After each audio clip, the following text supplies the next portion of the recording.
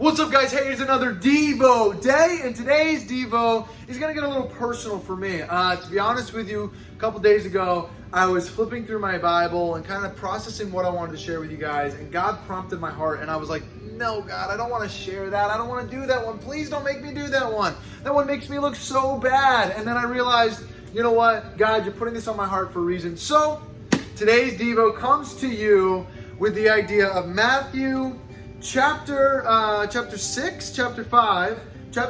verse 33 through 37.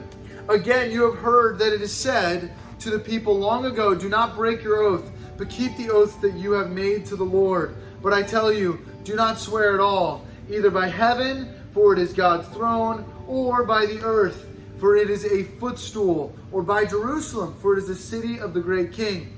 And do not swear by your head, for you cannot make one hair white or black. Simply let your yes be yes and your no be no. Anything beyond this comes from the evil one. Truth is, this passage talks about oaths, but it really has implications to the idea of lying. And, honestly, this is an area that I can struggle with. And that doesn't make me look great. I don't like being known for that.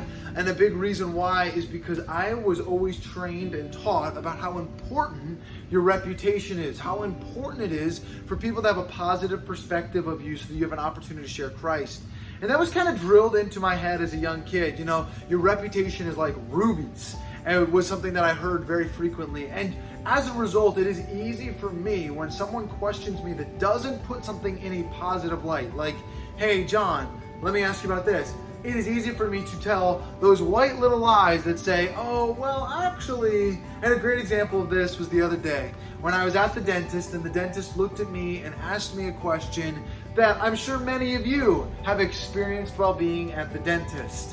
And he asked me that question that we all hate to hear. And when I heard that question, I was like, you know what?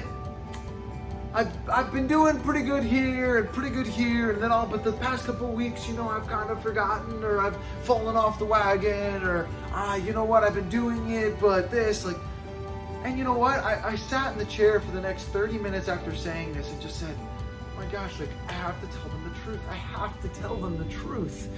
I know that was not true. And then in this moment, I'm embarrassed, and I'm like, how do I say this? How do I just be like, actually, I lied to you. I'm so sorry. How do you do that? And then I'm like, oh, I'm torn. The point is, guys, when we talk about lying, regardless of the purpose, we have to recognize the significance and impact that God actually talks about. And I know this verse is used all the time. Yes be yes and your no be no. Listen, we are standing before the Lord, and our lies can be damaging not only for trust, but also for implications of our testimony to others. So kind of my challenge for you guys, although it seems like a basic conversation, is to process the idea of where you are telling lies to make yourself look better, okay? And confront those truths that your honesty and vulnerability is a better example of Christ's redemptive work than you covering it up by saying, oh, actually, and that's an area that I can continue to grow in. Maybe, hopefully, this is an area that will bless and benefit you as well today. So today's conversation is yes be yes and your no be no. And today is a Devo day, baby. Have a great rest of your day, guys.